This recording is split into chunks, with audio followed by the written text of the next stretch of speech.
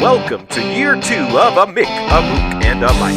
Hosted by 4-time Emmy-nominated producer Frank Bates and retired New York City firefighter, 9/11 first responder, and Vietnam vet, Billy O'Connor. Today's guest, co-star of the NBC series New Amsterdam, Connor Marx. Wow, brother. We gotta stop talking off camera before we go on. We're still laughing. Hi, my brother Frankie. How are you, pal? Good. So how has your 40 plus 40 over 40 podcast have been a couple weeks into it? You get any checks at all? They're coming in, Frank. They're flying in. I'm telling you the truth. I'm going to get that operation I had my eye on now. This is it.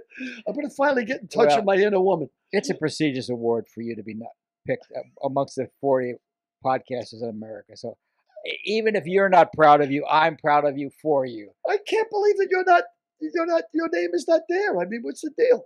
Well, you don't do this alone. I can't do it without Derek. We can't do it without you. We can't do it without anybody, but there's got to be a team leader behind the scenes and in front of the scenes. And you don't find that frightening? You're the front man. You don't find that frightening? You're the front man. I often wondered how guys could follow me into a fire when I was a lieutenant, and I'd have 4 guys I was responsible for, and they follow me into a smoky apartment, and I can't find my way around a fucking apartment with the lights on. You know what I mean? I'm like the last guy. I have a terrible sense of direction. But so I'm the team leader, huh? You're the team leader. God help you, it's both of you. You're the talent in front of the camera. All right, so now I'm just a traffic cop. I just want pink jelly beans next week, Frank. Get all the other jelly beans out. I want the pink stuff. Okay, next week for sure. Since my baby left me. Oh, he's singing some Elvis. I didn't know he went back that far. Have you seen a movie? No, but I heard the guy who plays Elvis is terrific, and I heard Tom Hanks sucks. That's what I got. That's it. That's what I heard. That's my summation. Derek has seen a movie. Does Tom Hanks suck? Is Elvis, Austin, whatever his name is, terrific? The guy who plays Elvis is fantastic. The movie actually is really good. I give it a 85%. I don't know. Tom Hanks, people don't like his makeup. I just think it's a very difficult character to play. You know, it's like he's unlikable, and I think some people mix that up when they don't like somebody's performance. It's because they don't like the character. You know, I don't think his performance is spectacular, but it's a very obscure and strange accent, and then the character itself is just kind of like a prickly guy. Okay. But when Tom Hanks comes on, what's the first thing you think? Is that Tom Hanks? He looks. Oh, is that right? He doesn't look like Tom Hanks. No, he looks like Colonel Parker. He looks like Colonel Parker, and Colonel Parker was 50 pounds heavier. So he's wearing a fat suit and he's wearing fat makeup. And also, Tom Hanks has that connotation for us that he's a nice guy. Like, we all see him as a nice guy. So playing a prick is not like. That doesn't. He doesn't. He's not likable at all. No, that's what I'm saying. But, you know, with Tom Hanks, you see Tom Hanks' movie now. You have certain expectations for the character that he's developed over 30 years.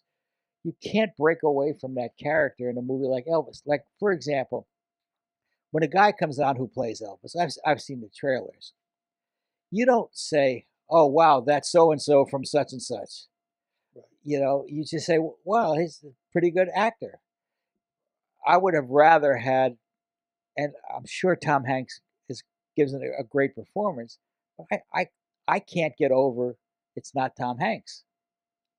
Because I've seen him so many times as an actor. I mean, I would rather have an unknown, heavy-set actor play Colonel Tom Parker. Oh, let's give some examples. Well, I can't think of any offhand, or I would have given some. Let me ask you, as a producer, is Hanks in the movie just because he's a draw? I mean, that's the name of the game? For sure. So I'm sure they said, "You get Tom Hanks. We'll give you a list of guys to put in this movie, and if you get one of them, I'll give you a list of Tom Hanks, Brad Pitt, George Clooney, and if they come in the movie, I'll do it." Have you guys seen the series? Oh crap! It just left my head. With Steve Carell, The Office. No, my friend Hans turned me on to the British one. The British one. Hans Sheen, who was Yeah, Natural Mr. America. I'm not explaining it to you, Derek. I'm explaining it to the thousands and thousands and thousands. Millions now after I made that cover. Who watched the show, who explained who Hans Sheen is, Natural Mr. America. But he turned me on to that 15 years ago. And I said, who's going to watch Hulu? Who's going to watch The Office? I knew a lot. Yeah. But what were you saying? There's an actor on The Office, one of the heavyset guy? Yeah. He's like perfect size and look. You know who would be a good Colonel Tom Parker? Jim O'Hare, who appeared on That's funny. I thought Parks and Rec. Jim O'Hare. That's funny. Yeah, he would be. Yeah, we had him on. Yeah, Jim O'Hare. Yeah, would be a good one. A great Tom Parker. Were you a fan of Elvis before you saw the movie? I mean, did you ever? I mean, that's first of all, it's out of your era. That's like that's a loaded question because from where I'm from, we have kind of it's a weird relationship with Elvis because of the origin of his music. Yeah. I've heard black singers say that a lot of them were moving their legs and shit, but they couldn't show it on television. If a black guy did that on television, well, they didn't even do Elvis. Well, I was going to say, and Sullivan, they shot him from the waist up, right? They wouldn't even let him do his legs. You know, I almost met Elvis twice. Really? Really? Yeah. First time was in the World Football League. There was a game against the Memphis Southmen, who are no longer around, against the Houston Gamblers, who are no longer around because the World Football League is no longer around.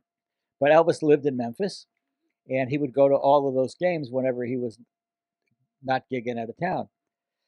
So he would come up in the press box where I was working, in a private suite in the restaurant, in the press box. And I just sort of saw a glimpse of this pompadour walking into the press room, into the private suite. And I tried to go in. So I said, showed my credentials. I said, Frank Pace Media. And they said, that'll get you fucking nowhere, pal. Frank Pace Media is leaving now. So that's what they said. So I almost met Elvis that time. And the second time I almost met dead Elvis was in 2003 or 2004 when I was driving my daughter Erin to the University of Kentucky from LA. And we stopped at Graceland because it was sort of on the way. It was a little bit out of the way. But she let me stop there.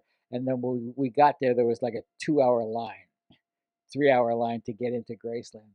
So just as we were leaving, I spotted two guys I had worked with, Stan Zimmerman and Jim Berg, who had written on Something Wilder, the TV show, who had been just commissioned by Priscilla to write a Broadway play based on Elvis's lives. And they were there to tour Graceland. So I figured, great. We'll go up with them. So they said, yeah, come on, no problem with us. We're happy to get you in. So we went to the golf cart, and we got on the golf cart with the two guys that came down to pick up them. And they said, no way, Mr. Way, no way, Jose.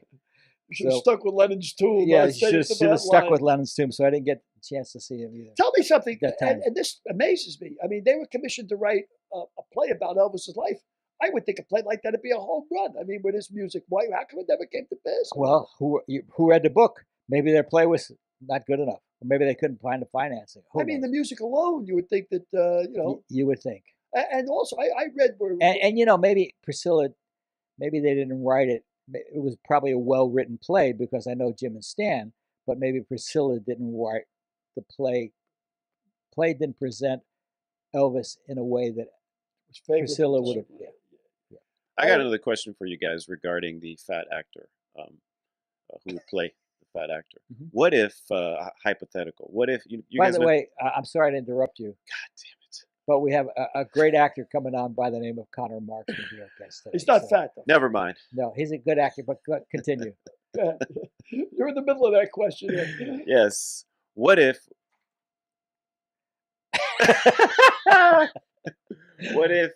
what if we got Al Roker? Al Roker got fat again, and we painted him white Would you guys be okay with if he played that character? Look at Frank's face.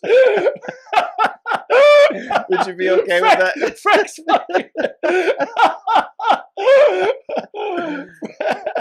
Frank's face looks like the audience when I was doing Mormon jokes in a Mormon hospital. Look at the audience. Look at that. Would you guys have an issue with that? Al Roker if he was fat, and then we painted I would him have white. an issue with any actor playing a role that he wasn't born to play. So Speaking of born to play, and I'm going to segue here. We lost James Caan last month, right? And we always talk about how much Godfather. Godfather is our favorite movie. I think James Caan was born to play that part of Sonny. I mean, I thought he was just. I mean, they were all great, but Caan really blew me away as Sonny because I knew so many hot-headed kiddies growing up that reminded me of Caan. well, you know that he was only in this movie as a prerequisite for casting Al Pacino in the movie, Oh, I didn't know that. because the studio wanted James Caan to play Michael, Really?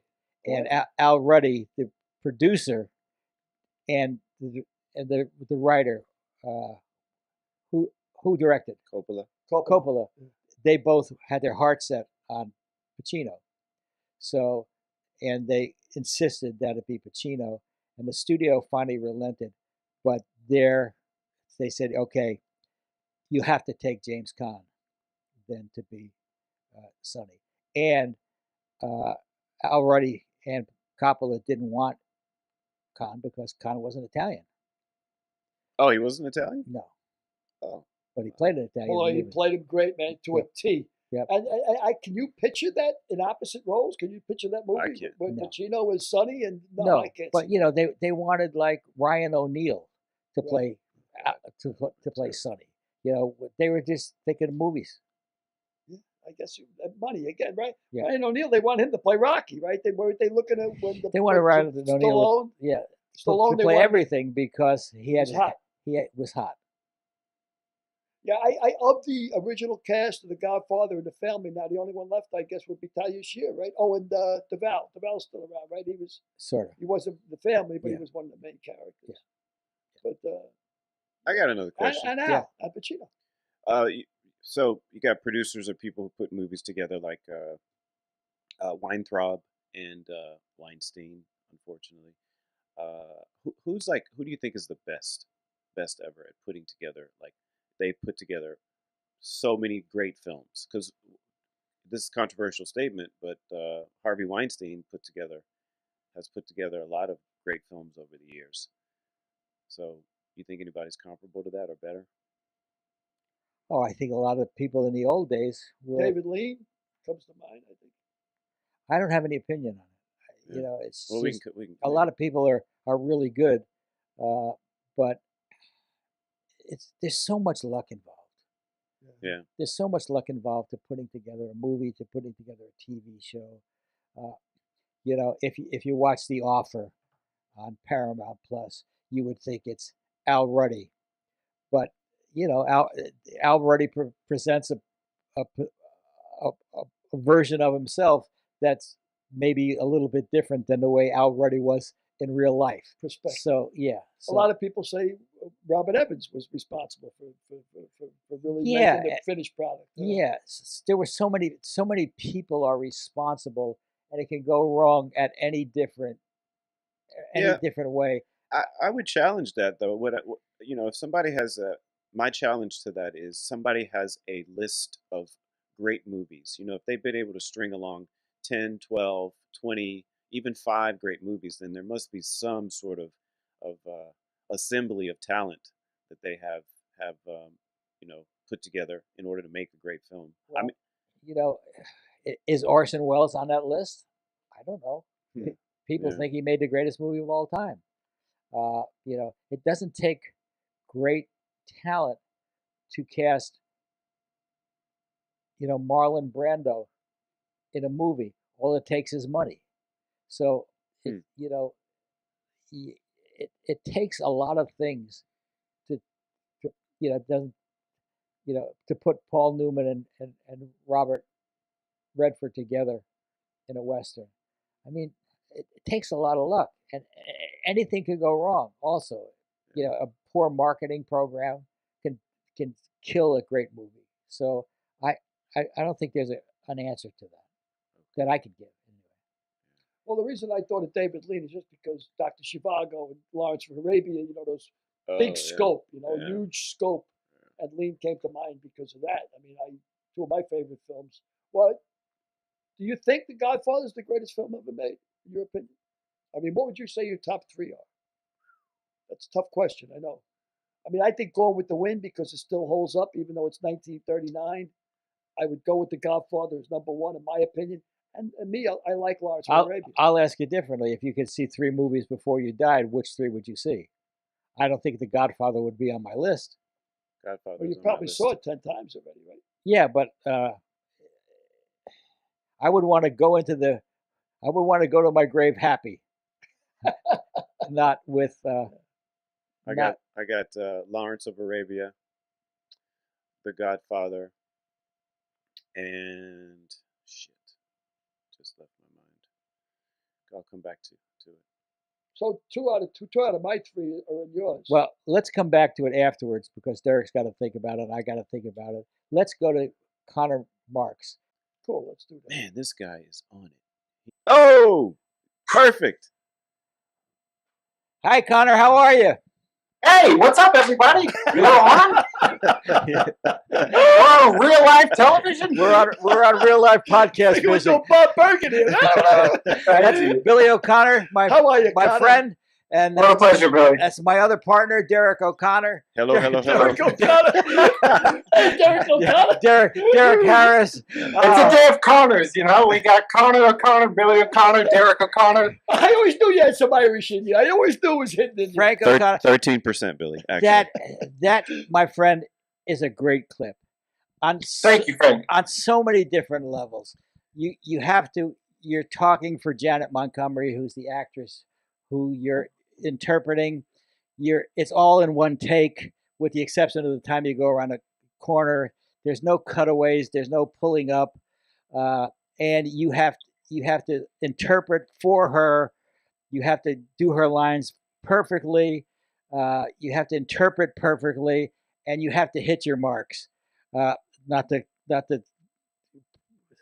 Well, I'm going to even elaborate on what you're talking about. She has to do. The sign language has to be perfect. It has to be on the level. The medical terms are, crazy. And you're interpreting the whole time I'm walking and acting. Well, Guys, look, I'll pass you $20 after the show, but this is getting excessive. Really, you're too complimentary. I can't. We can't lead off like this. We're only gonna come down afterwards. Well, didn't you prepare by calling your sister? Yeah. So my little tiny baby sister is no longer a little tiny baby. She's a doctor now. So I called her and I was like, I've got all these things like hepatoduodenal ligament.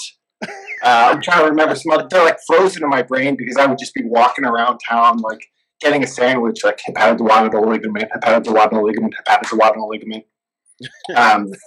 Sandra May Frank, the actress who plays the oncologist that I'm interpreting for, her job, she's doing the same thing, but with her fingers. She's got to spell all that hepatoduodenal ligament. For a lot of these terms, a lot of these medical terms, there are signs in American Sign Language, but for a lot of them, you just got to spell them. So I, Frank, you've been very complimentary about this clip in particular for a long time. And I want to jump on the talking me up bandwagon, but I will say watching it a couple more times, I don't encourage anyone to rewatch this because upon repeat viewings, you'll see that I'm struggling a little bit to walk in a straight line and not bump into stuff. And I keep having to sort of look around and make sure that I'm not about to smack into an extra or a piece of the wall. That's the other challenge of this is because you have to hit your marks, not to make a pun on your name, but you have to, you have certain marks that you have to hit along the way, or else you're going to knock over the scenery or knock over an extra or knock over the camera. And when you're doing it all in one take, you have to hit your marks as well. You got to do 4 or 5 or 6 things let me ask you Right. both as a layman. That's about a 1.5-minute scene, 2-minute scene. Yeah. How many marks would they have to hit? I mean, would it be 8, 6, 2, 3? All of them. Well, how many would that normally be? I'm just, as a layman, I'm just curious. How many marks would there be? You've got to be aware of. 3, 4, 10. He's thinking. I would say in something like that, we probably stop. And maybe there are like 3 or 4 stop on a mark to have part of a conversation points, but then beyond that, there are, we use these terms like banana-ing, which refers to kind of like how you ran around the corner if you're going to do like a really curvy banana or kind of tight. So, as much as I like to kind of condescend to my own profession, at times it is just like stand on a colored piece of tape and say the words that they tell me to say. There are times in which it is a little more mechanically complex, and this is definitely one. If you watch a guy like Ryan, the other doctor in the scene, Ryan Eagold, who's just been doing this for years, that guy could have done that blindfolded, walking backwards, and I'm gonna get there. Well, New Amsterdam is just a wonderful, wonderful show, which I had never seen until you were on it, and now I want to see it every week. And it's in its 5th season on NBC, and this year Connor's going to do all 13 episodes. I think he did 15 episodes out of the 22 last season, and this year you're going to do all 13. So it's a bit of an homecoming, or that's the word. What's the right word? Breakout. Yeah. For you, because you're now an overnight success after 12 years. Marvelous concept, though. The idea of I don't know if I'm an overnight success yet, but definitely my career up to this point has largely been memorable roles such as like, hey, that guy stole my car. Here's your check, sir. A lot of those really like coming in. The doctor will see you now. I got good at those kind of 1-line, 1, 2, 3 liners. But yeah, this is definitely far and away, like to have an opportunity. I actually noticed this the other day. So we just started shooting season 5 a couple days ago. And I'm so used to, for a decade now, working these jobs where I come in the middle of it. This family has been established both on screen and off. Everyone's kind of, if a TV show is ideally a well-oiled machine, all these cogs are in place and everyone knows what they're doing.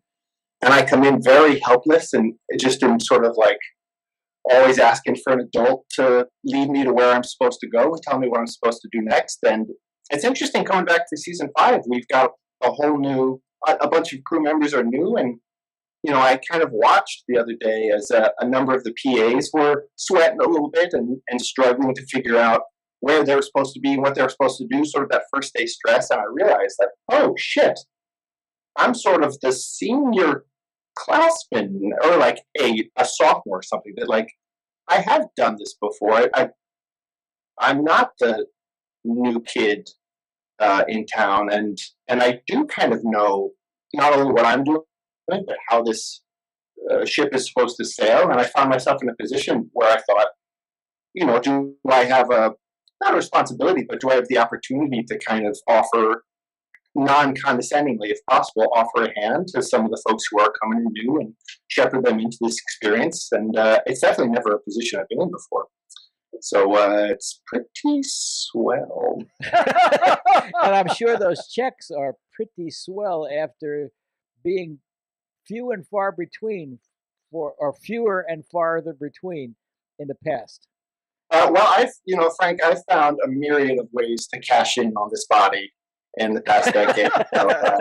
As an actor, few and far between. Oof, I'll tell you, the world of medicine, they really want a willing subject for a lot of stuff, and so I've been making a pretty penny. Selling your blood. Pretty sweet gig. Yeah, more than blood. They'll pay for a lot of different fluids, and I got them. So I've been basically printing money.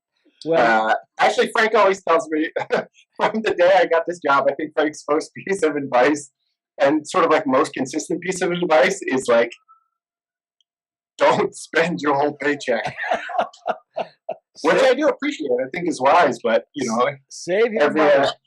Every time we hang out, he's like, "You didn't buy a car, did you?" And I'm like, "No, I didn't buy a car." It's like, good. But I'm sure that you've seen for 40 years, you've seen actors sort of come from nothing, get their first big paycheck, get the Porsche, and then the series isn't renewed, and they're shit out of luck. Buy the biggest house possible and sell it after 2 years after the show is canceled. Yeah. The concept, the writers that come up with this concept, I think is just brilliant. I mean, it blows me away that an interpreter for a mute doctor who's a genius, and you're an interpreter. After 5 years of doing the show, have you sort of mastered sign language? He got his break last year. Oh, I'm sorry. He joined a new show in the 4th season, and the doctor was added to the character in the 4th season. So now he's doing 2 seasons, 4 and 5. So you almost have to learn a new language. I mean, each week you're learning more and more sign language. You're getting it. I mean, that's a great question. I'll make a little clarification for the record and say Sandra, the doctor that I work with, is deaf. Oh, that was another question. And I don't know if anyway. So I knew. So when they so when I auditioned for this, here's how they pitched it. They were like, "All right, so we want somebody who is like, sort of has a basic familiarity with American Sign Language, ASL, but they're just going to be voicing for the other doctor, that they're actually not going to be doing any sign language. We're going to have the doctor just read lips." I was like, great.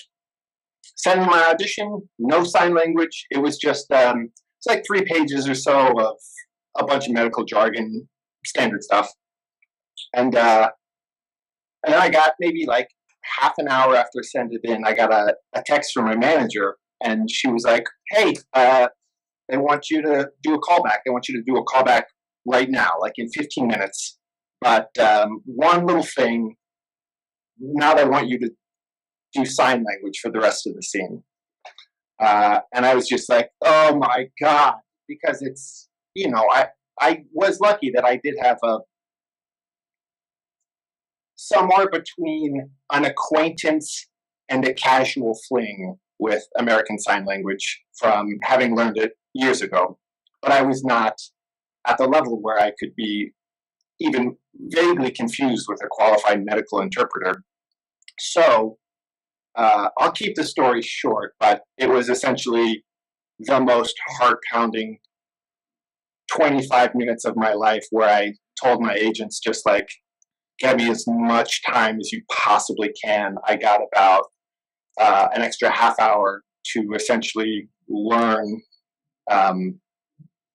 this scene in sign language, because what had happened is that when they auditioned Sandra, the actress who ended up getting cast in the role, she told them, she was like, "I can't read lips. No doctor is just going to read lips. Like, there's an interpreter there. The interpreter should be signing." And they were like, "Oh, okay, that's fair." So to answer your question, I had a foundation. My sign was pretty good, but not great. And yeah, it's just been a real gauntlet of learning something new every week. They pair me with a director of artistic sign language, and we sit down with every new script and we go through all of it. And she translates all the English lines into sign language lines, teaches them to me, and we practice. And I'm not fluent by any stretch, but my competency is pretty good. I would feel pretty comfortable going into a crowd of deaf folks and being able to communicate, even if I maybe ask them to repeat themselves once in a while.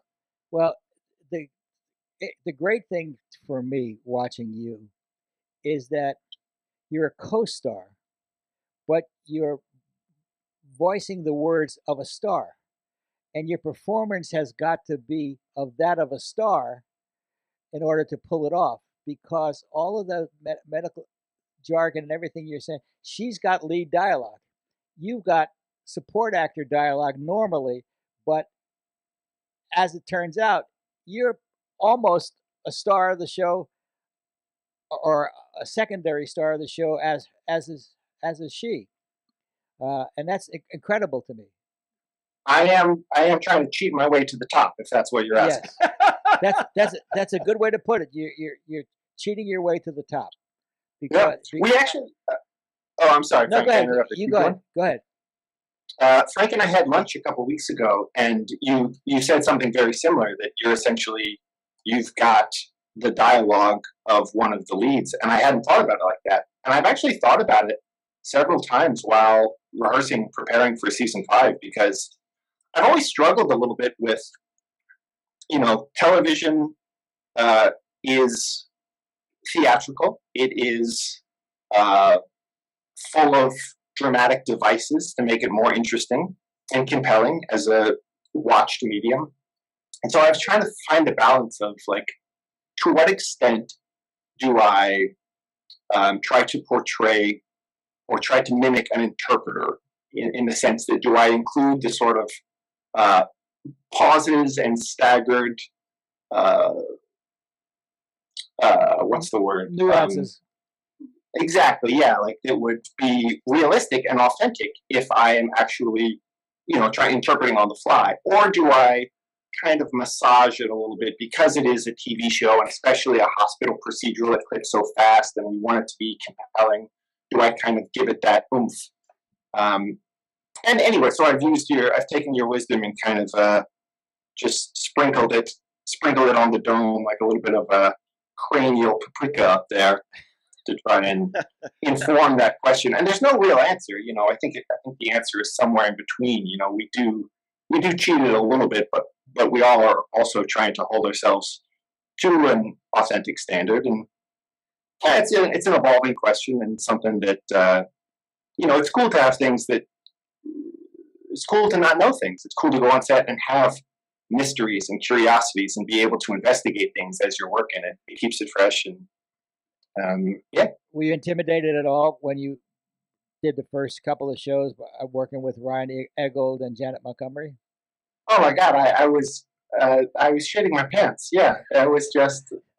By the way, am I trying to keep it PG here? I didn't ask. No, please. First of all, you've obviously never seen this podcast, because there is nothing PG about Billy at all. First Amendment all the way there, brother, all the way, Con. All right. Well, listen up, you motherfuckers. I'll tell you about how I was feeling day one. Well, yeah, I was, there were so many ways in which this was a first for me. It was my first time. When they booked us, they said, maybe this will be 3 episodes, maybe 4, maybe 5, we don't really know. I think that they were very much testing it out.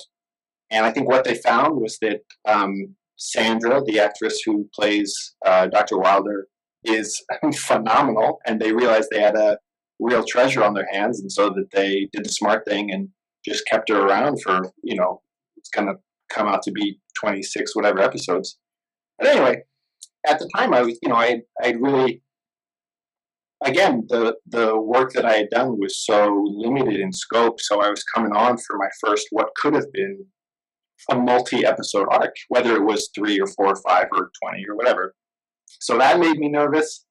But really it was the sign language. The sign language was just like, I was just sweating because this is, the deaf community has been historically marginalized or ridiculed in popular culture and mass media. And so here I was, not an interpreter, an actor, and I didn't want to just flail my hands around in a way that any deaf person watching it or anyone watching it who knows sign would just be like, who is this phony? This is not like this. I didn't want to make a mockery of a language. I wanted to do justice to the language and the culture and the community, and I wanted to be respectful in my work and honor that. And I was just sweating that I was going to, make a fool of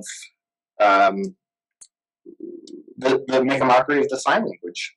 But it doesn't seem like I've done that. It seems to be I'm getting the thumbs up from people who work on the show who can speak a little, people for whom ASL is their native language.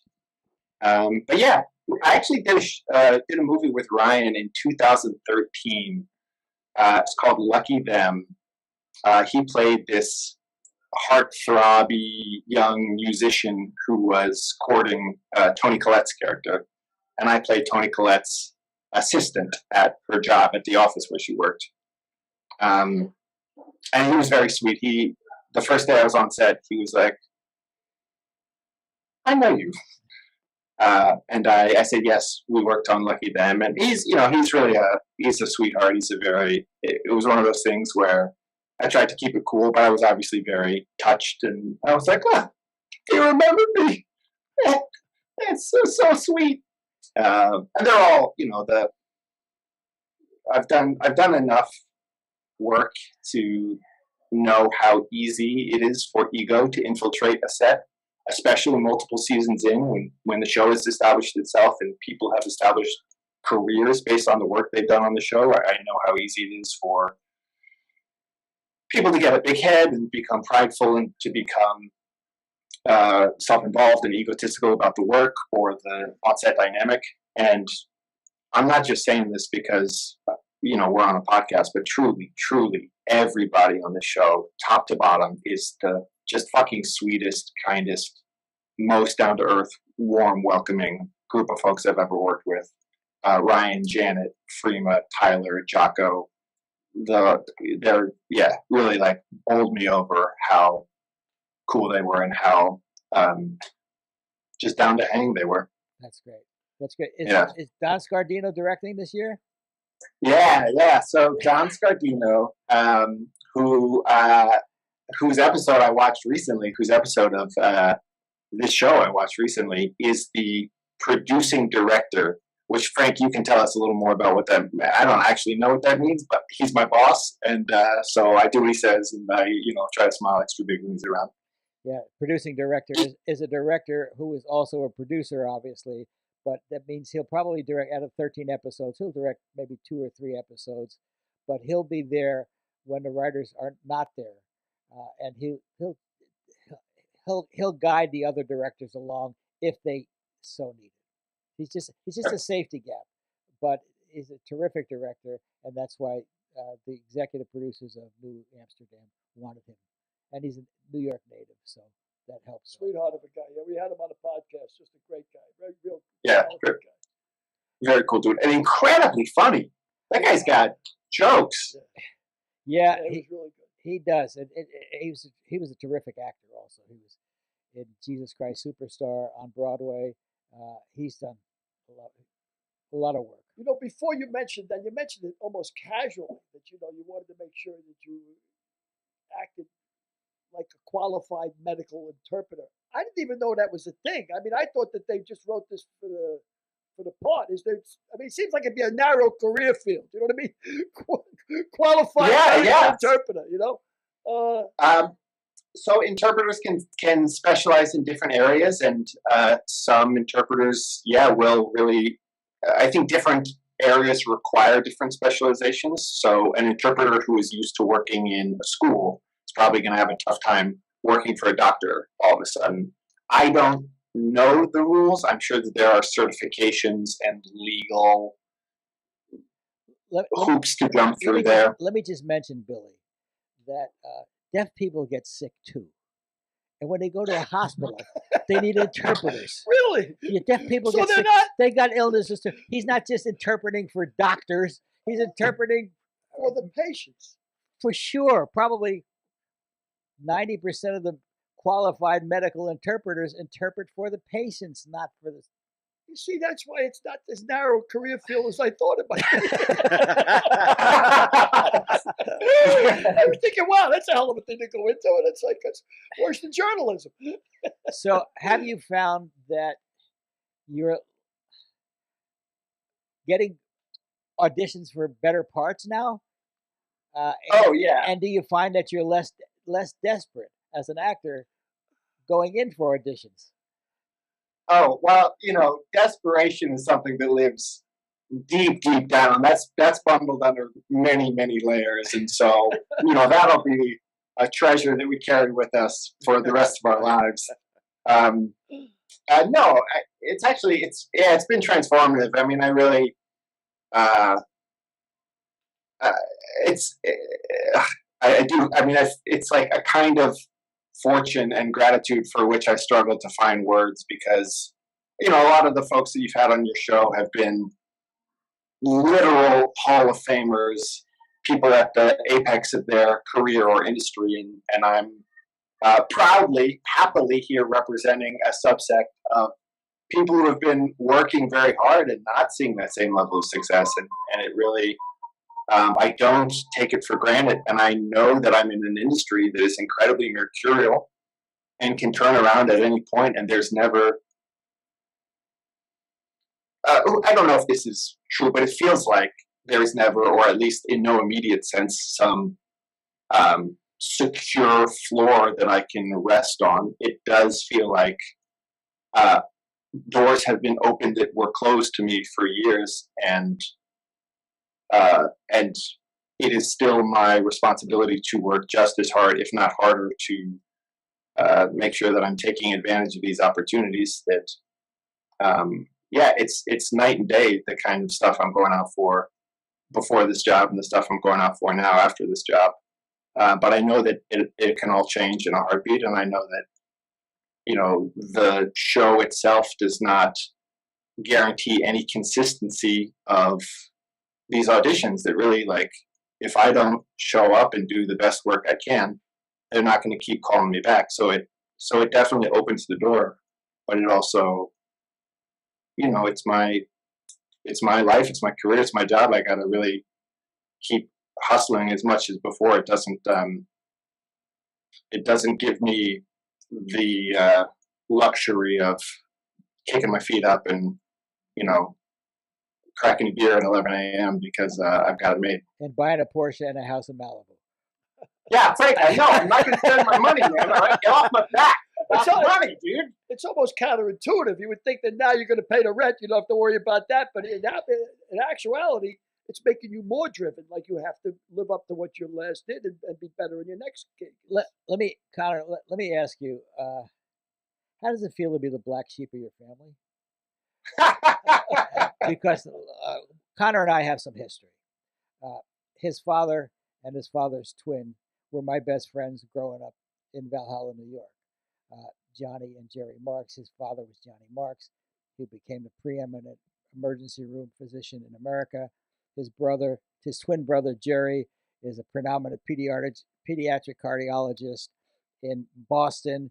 His uncle Jeff is a very, very eminent doctor in Oregon. His sister is a doctor in North Carolina. His grandfather, Frank, was the guy who put the first radio tower on the top of Empire State Building. How does it feel to be a slug in your family? Yeah, but you saw, Frank, how I walked down the hallway and said some words while walking down the hallway. I mean, you said yourself, that's good hallway walking. That's good hallway walking. Okay, preeminent pioneer of emergency medicine. Okay. You see me walk down that fucking hallway? A cardiologist at the top of this game. It was a long fucking hallway. Yeah, that wasn't a straight hallway either, okay? I turned the corner to the left. Pause. Turn the corner to the right. Boom. Yeah, 4 years of medical school, my ass. You've been through more than 4 years of medical school. You've been 4 years of Vassar and 10 or 12 years of School of Hard Knocks. School of Hard Knocks, yeah. I came to visit you, Frank, at your office on Bixel in, I'm going to say maybe 2015 or so. I mean, many times, but there was one time in particular. And you told me something that has really stuck with me for a long time. And I don't believe it's too tangential. It's going to get me back to this question you're asking about being the slug or the black sheep. I've never heard the term slug before in that context. When I say it's good, I don't mean I like it. I mean it's descriptive, but I don't relish in it. Anyway, what you said was that your father is, and I don't quite know how to use tenses here, when someone's no longer alive, but is or was as proud of you as he can or anyone can be, that pump is full up. So whatever you do in your career, you need to do it for yourself. You can't be working to make him proud of you because he's already proud of you. He's not going to get more or less proud on what you do. So you really have to do it for yourself. And I've thought about it a lot, and it's I don't know if that's exactly advice. It's counsel. It's wisdom, and it's hard to maintain that engine, because certainly in this industry, in this job at least, it can be very your successes or the products of your labor can be intangible. You can work in ways that you don't see what has come of that work in any immediate sense, in a way that you can touch or in a way that you can, cash at the bank. So trying to maintain that engine, trying to keep fuel in that tank and remind myself of that is tricky, and I do struggle with it from time to time. But back to, in my mind, this is connected to this family question, and I'll try to bring it back a little more overtly. It feels good, I know we're kind of shooting the shit, but it feels good because my dad, as Frank knows, he's the sweetest guy. He was really deeply loving, supportive, challenging. He's challenging in a couple ways. He's a challenging dude too, for sure. But meaning that he, challenged me in constructive ways, and he really never let there be any ambiguity as to the fact that he loved me and was proud of me and supported me, and thought it was really fucking cool that I was, doing theater and the other stuff that I was doing at 12. And he would always say, he would always be like, I would just vomit if I had to stand on stage and talk to people like that, which is obviously not true. The dude was doing conferences left and right and was, obviously had a lot more, charisma and aptitude than he was letting on. But yeah, I think that I was very lucky to have a father who made it clear that my path was my own, that he was never, ever, ever looking for me to follow in his footsteps, to emulate any part of his career, any of the choices that he made for his life. And I know that's not something that everybody has. I know that a lot of people feel a lot of pressure from their parents to excel, sort of orient their compass in certain ways.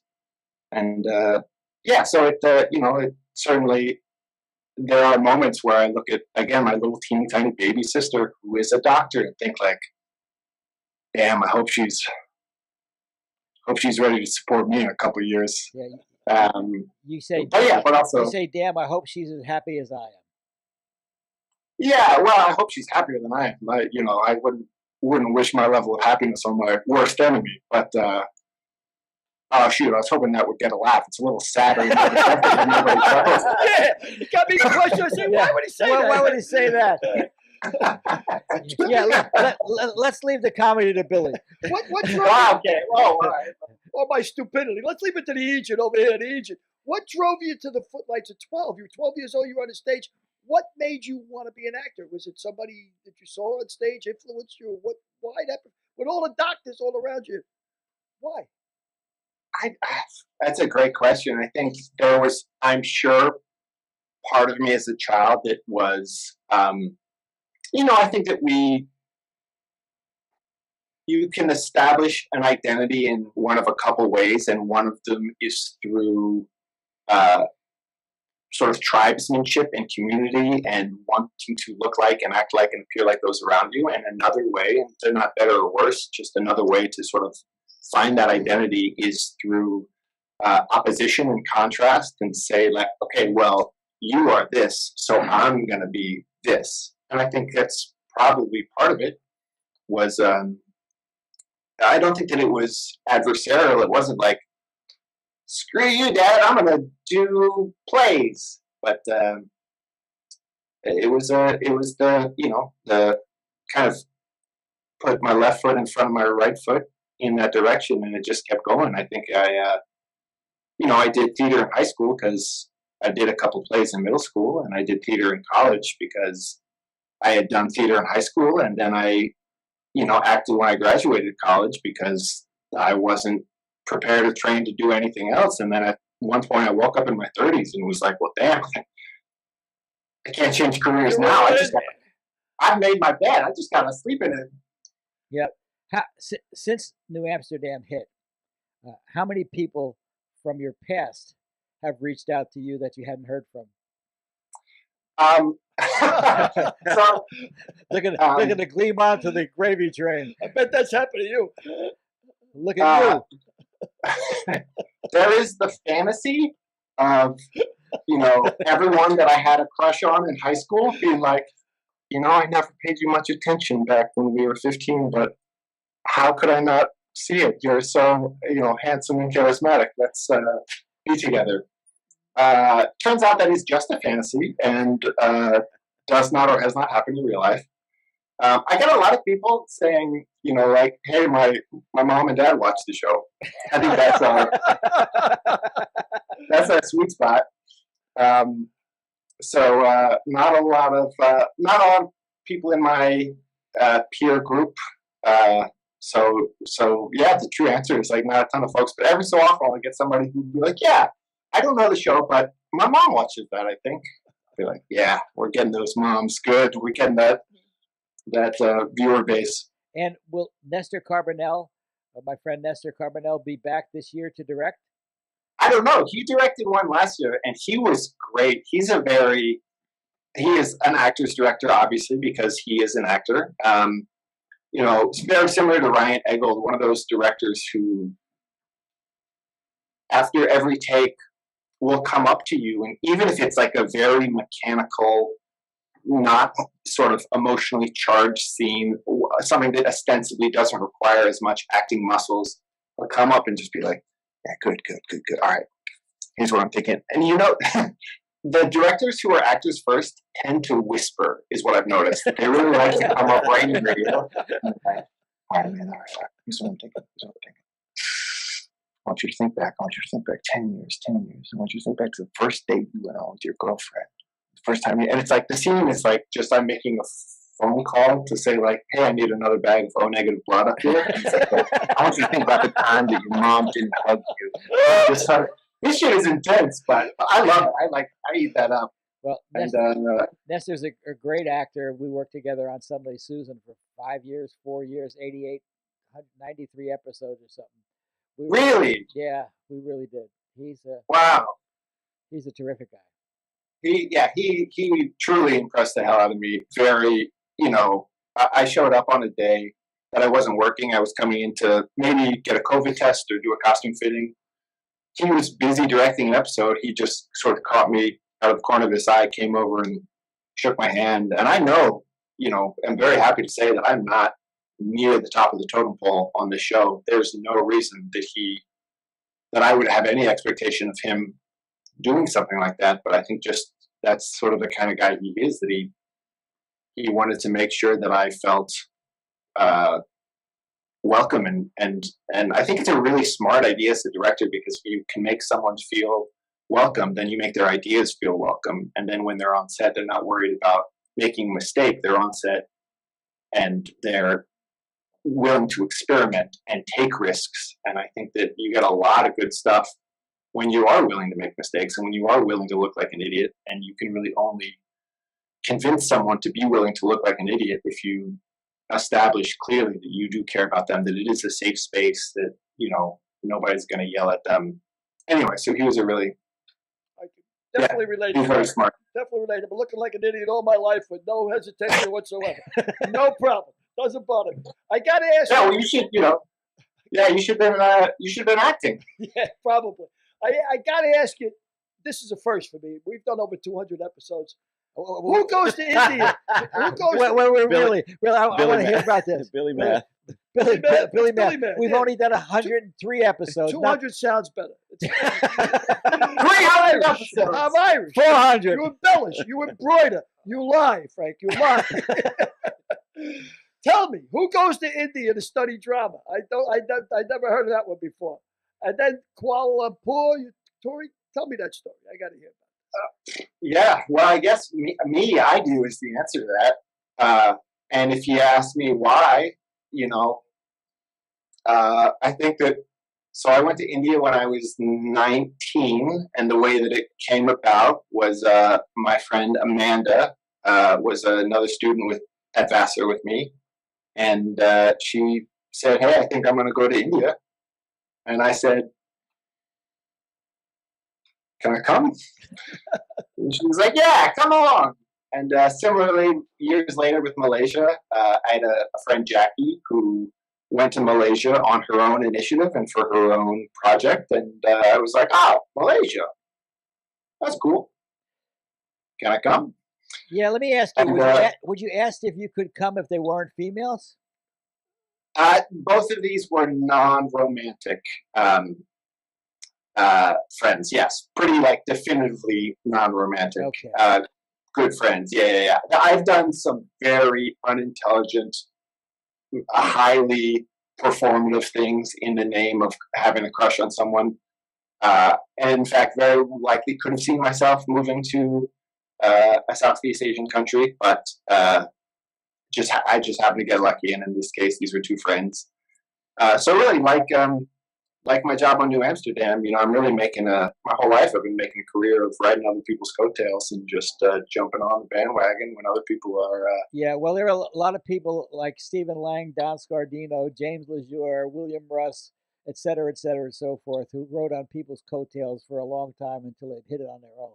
So I'm sure when we're doing our 1,000th episode in 40 years, and we have you back as the lead star, you'll be telling us the story of how you said pizza on a show.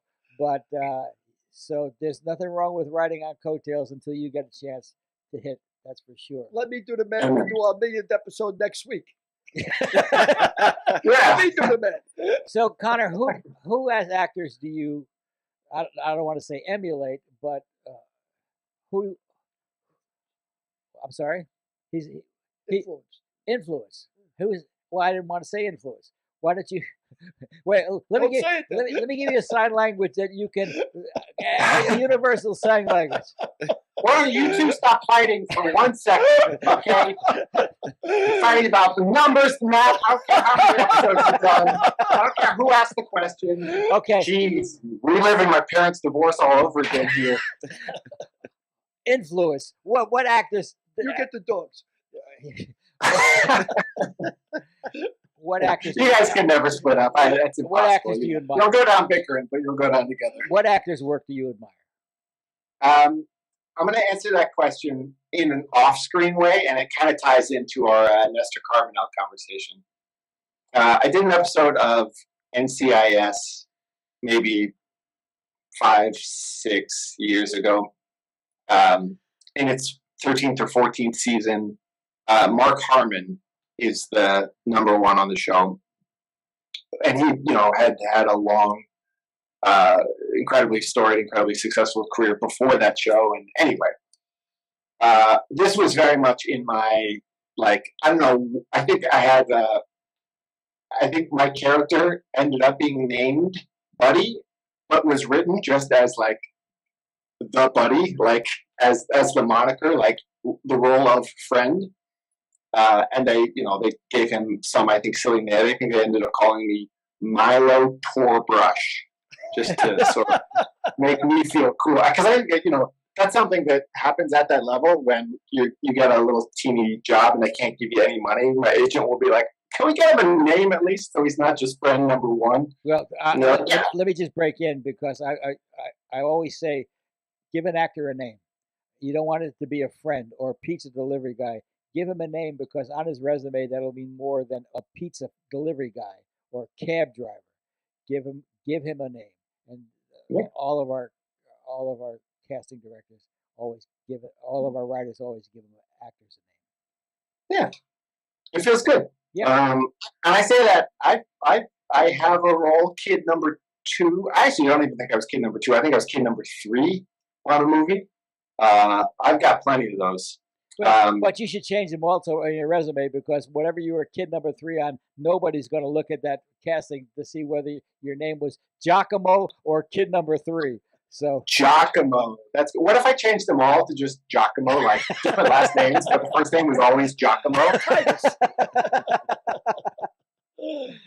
So Mark Harmon? For Mark Harmon. So I really just want to stress at this point, he had probably done 250 episodes of NCIS. 500 Billy count.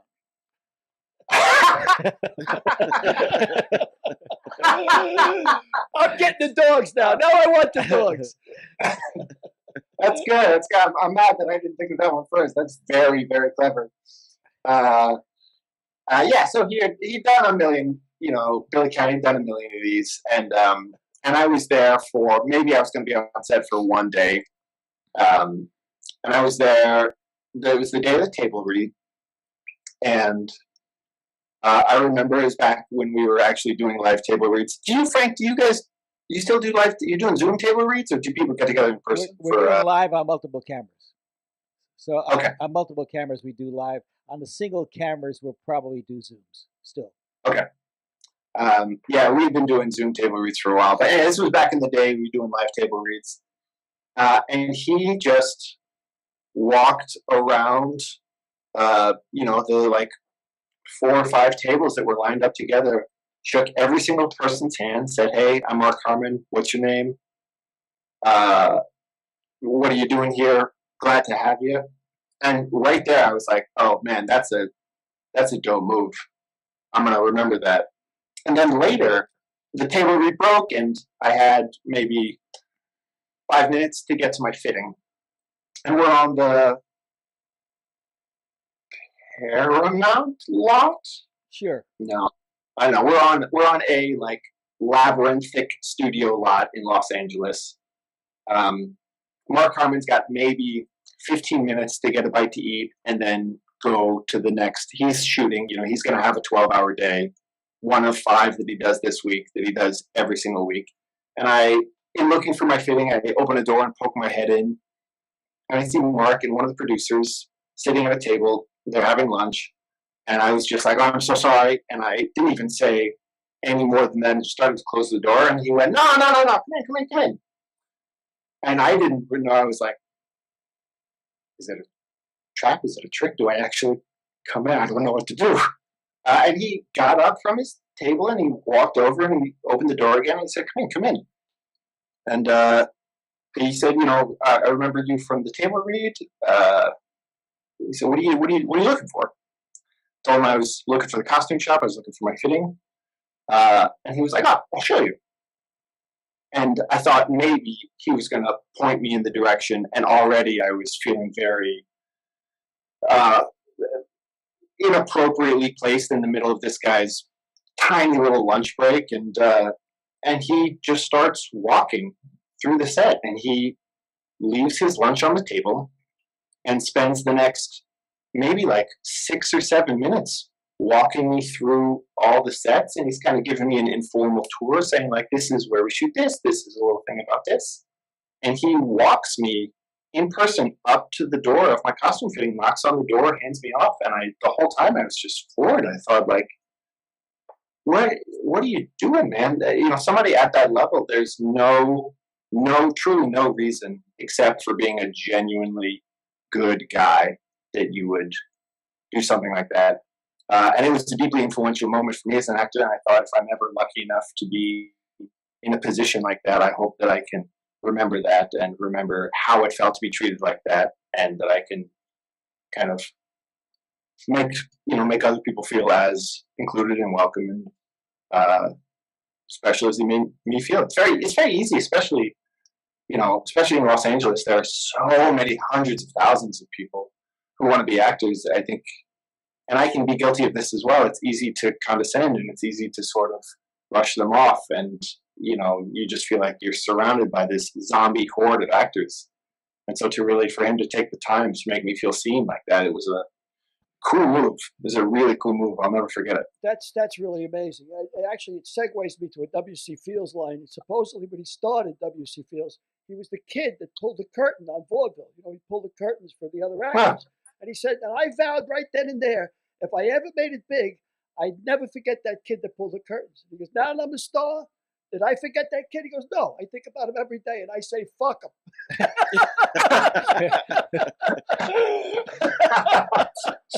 Which is W.C. Fields. But well, that doesn't surprise me about Mark Harmon. Because really? If you know Mark, you know he's married to Pam Dauber, who starred in Mork and Mindy, opposite my great friend, now gone, now departed, Jay Thomas.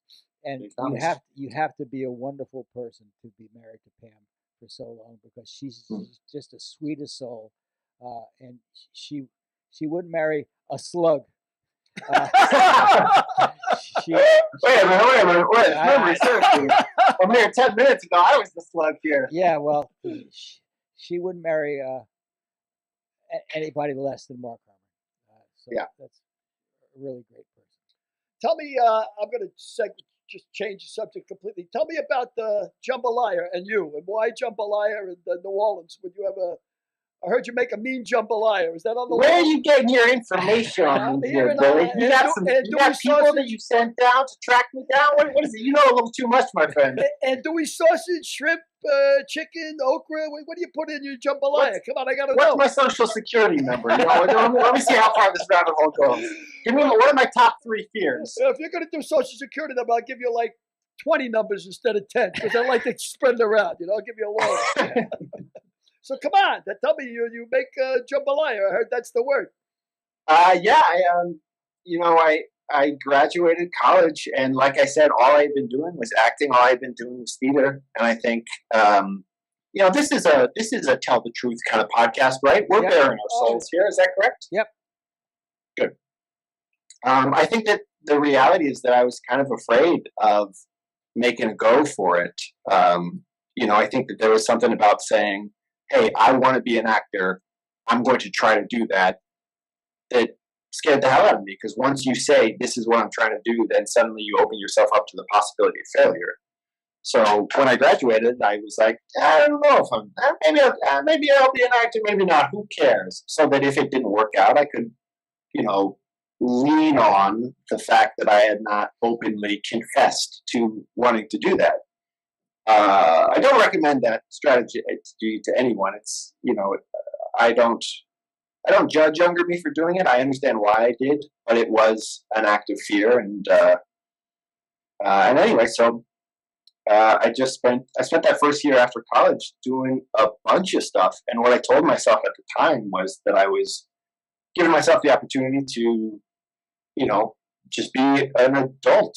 I had been in school my whole life. I had been in rehearsals my whole life. I had never really tried anything else. So I started sort of going down the be a chef route.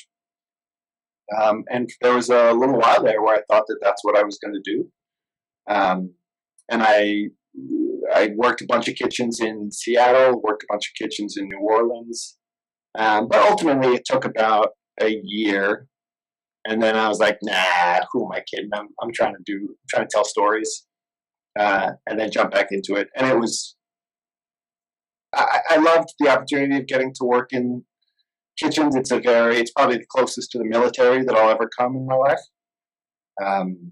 And I learned a bunch, and, because we had to eat 3 times a day, the skills that I learned have continued to prove quite valuable.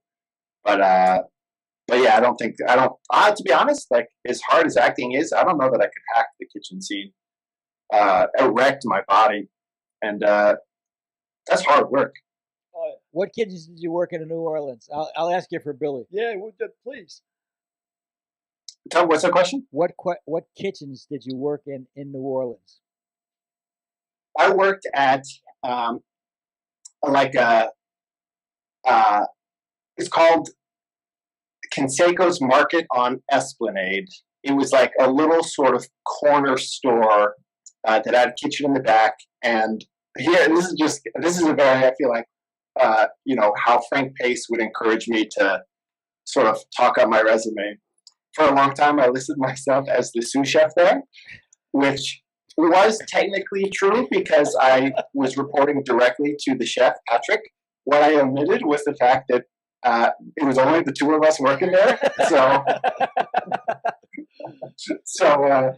you know, it's playing a little loosey goosey with the term sous chef.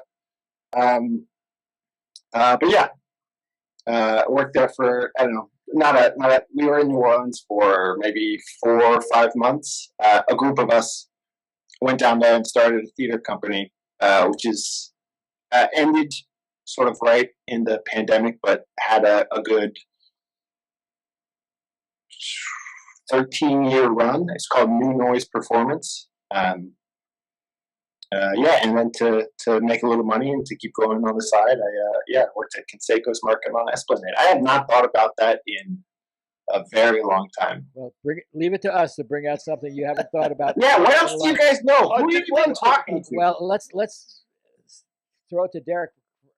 See if he's got a closing question for you. Yeah, I want to go deep. I got a question about. So you tried for a long time to be successful as an actor, and I think the time frame was around 12 years. Is that accurate?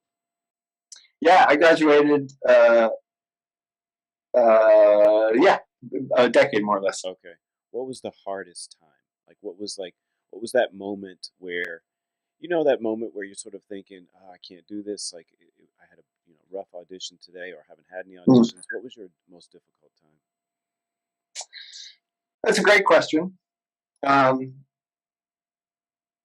don't know that there is a sort of, you hear a lot of celebrities on talk shows talk about how they called their agent and said, "That's it, I quit." And the agent says, "One more audition." And then they go do the audition that, is Jim in The Office for John Krasinski, or is, some other Emmy-winning, career-breaking show. I don't know how much. I think those stories are probably a little tweaked by the PR machine. Yeah. But who knows? But I never had anything like that. But I certainly, the reality is that there is part of the job is doubt management. At least for myself, I think that there are some actors out there who have a kind of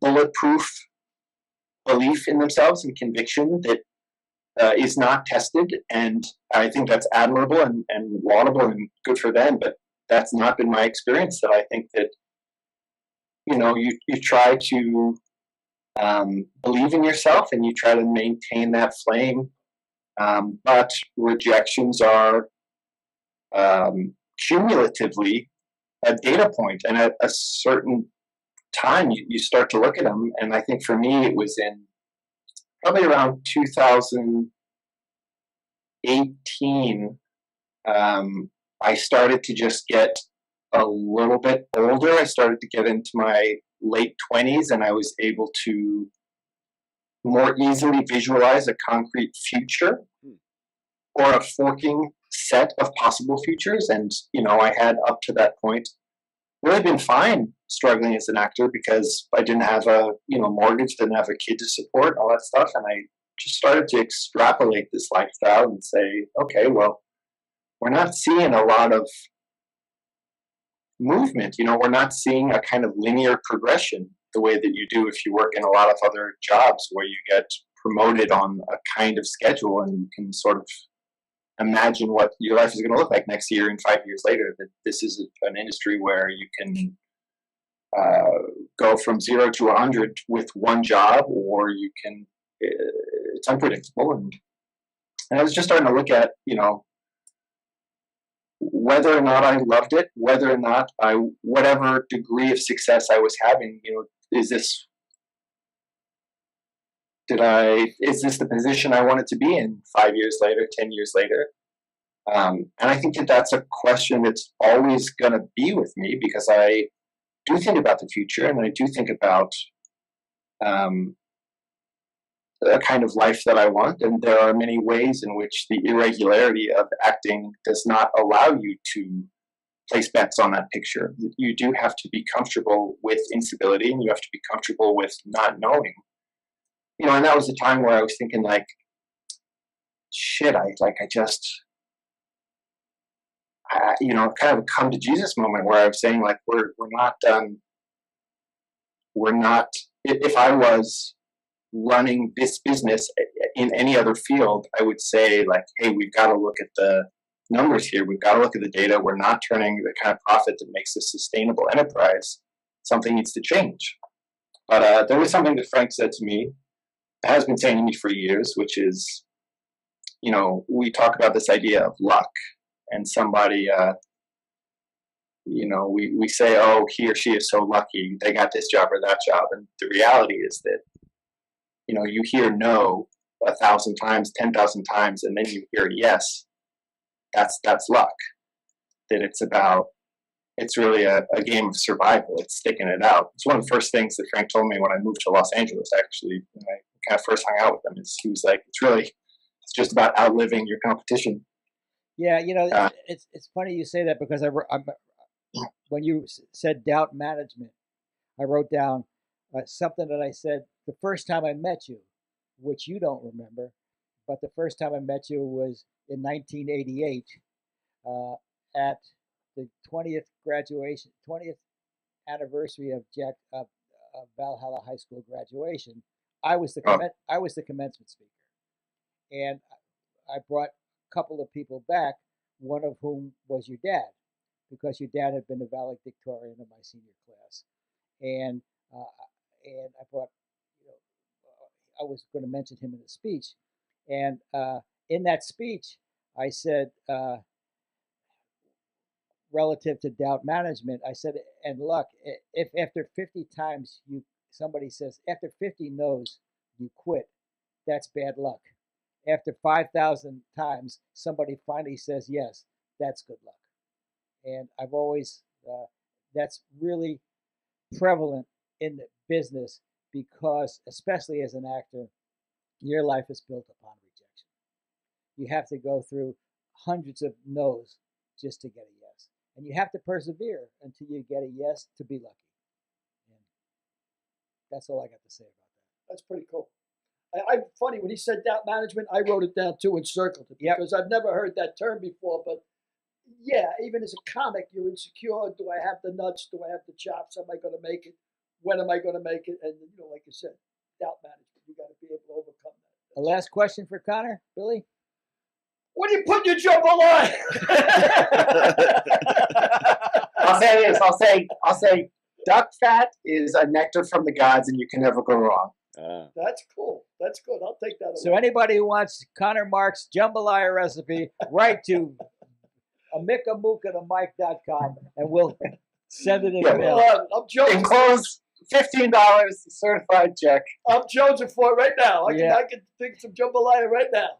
Well, my closing words to Connor will be: look around. You just take it all in, enjoy it while you're working, because you're going to work for a long time, and explore the possibilities of directing, because you may be a terrific director. Observe the cameras. They're not just there for decoration. They're doing a job. And if you notice the Don Scardinos and the Nestor Carbonells and the Ken Olins of the world and the Peter Hortons, who are all actors who made the move into directing, and that's the greatest way to extend your career. So when you're directing in the future, acting in the future, I hope to be watching you for 20 to 30 more years. Couldn't have written it any better, brother. Very nice. That's very touching. Thank you, my friend. Thanks for being a part of this. It's been a guys. I feel like I just hogged all the airtime. I mean, I realize that this is an interview-based format, but I was a pork. I barely asked a single thing of you two. Billy, how are you? This is the first good, time brother. You're terrific. Don't even worry about me. Hello, goodbye at the same time.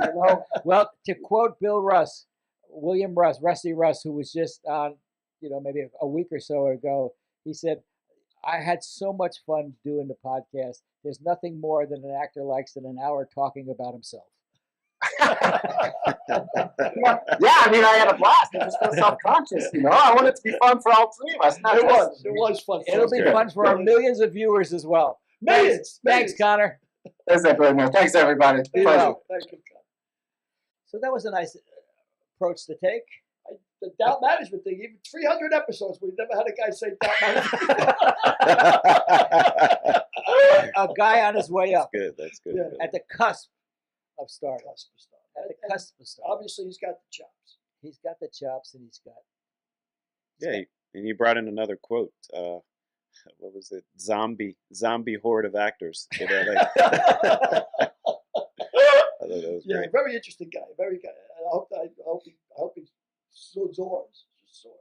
Yeah, and he spent a lot of time talking about a lot of stuff that I haven't thought about in a lot of years because, like I said, we talked to the Stephen Langs, we talked to the Don Scardinos, we talked to the Bill Russ, we talked to the Faith Fords and the Grant Shaws and the Joe Regalbutos, but it was interesting to talk to a guy at the end of his struggle period of time. Yeah. You know what I thought was great is the fact that he mentioned, I like to give you a hard time about your We know it's based in love. Yes. Well, but he has some immense appreciation and love for you. Like you really helped him out in his career. Like there were 2 or 3 moments in the interview where he mentioned that advice that you gave him really helped him transition mentally into some success at that particular juncture of his life. So that's good. I'm proud of you. Well, thank you. Yeah. Frank always gives good advice. Let's mark the date down. Frank always gives good advice. He told me, who gives a shit about a football game that was played in 1969? A compliment from Derek. After all of the years of abuse I'm taking from Derek, a compliment. But, that gets us back to we may be seeing Connor in a movie that will break into Derek's top 3. But for now, He had too much to confess. The weight was too much. For now, let's get back to Derek's top 3 movies. Oh, top 3 movies are, what did I say? Oh, so Amadeus. So that's number 3. Number 1 is The Godfather. Number 2 is Lawrence of Arabia. Okay, year 3? I'd say Lawrence of Arabia, The Godfather, and Gone with the Wind because I think it still holds up. Yeah, I bet you like Gone with the Wind. I bet you really like that. They punished the donkeys. They really punished them. Well, my 3, the 3. I phrased the question a little bit differently. The 3 before I died that I would want to see because I would want to leave on an up note would be Shawshank Redemption because everybody's happy at the end. Casablanca, because everybody's happy at the end, and Yankee Doodle Dandy. I'm sorry. I love that the way that ends of George M. Cohen tap dancing down the depths of the White House and going out and singing along with the troops over there. What's the matter, old timer? You don't remember the lyrics to this one? Seems to me I do. Seems to me I do. And who said was the old? Asked the question. No. Frank Phelan, who went on to become Dobie Gillis's father in The Many Adventures of Dobie Gillis. And there you have it, my That's friend. very good trivia. And I think he was also in Babe Ruth, the movie, with William Bendix, the bad movie. That was a terrible movie. Not the good movie with Stephen Lang, that was produced by a friend of mine. And directed by Mark Tinker. Anyway, with that, another one on the shelf. Another one on the shelf, but another one of our top shows. Remember, I'm honest. Every show is not a winner, but this one was a winner for sure. So I hope everybody enjoyed it. Thanks so much for looking in, as always. And again, congratulations again on being named to the 40 top podcasters in America by Podcast Magazine. Podcast Magazine. Thanks, everybody. Take care. Thank you very much. Yeah, he was good. In our salute to 9/11 first responders, we talk with FDNY Deputy Chief Richard Allies and Attorney Michael Barish.